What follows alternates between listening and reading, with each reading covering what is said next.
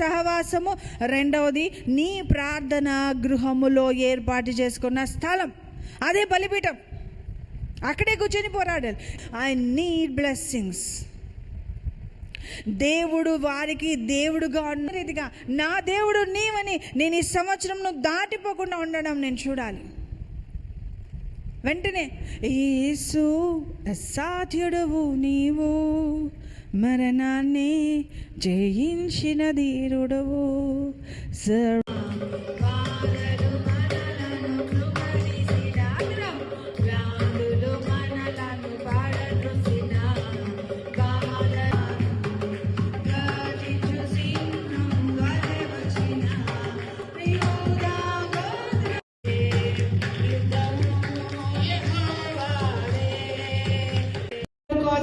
ద్వారం తెరవబడును గాక.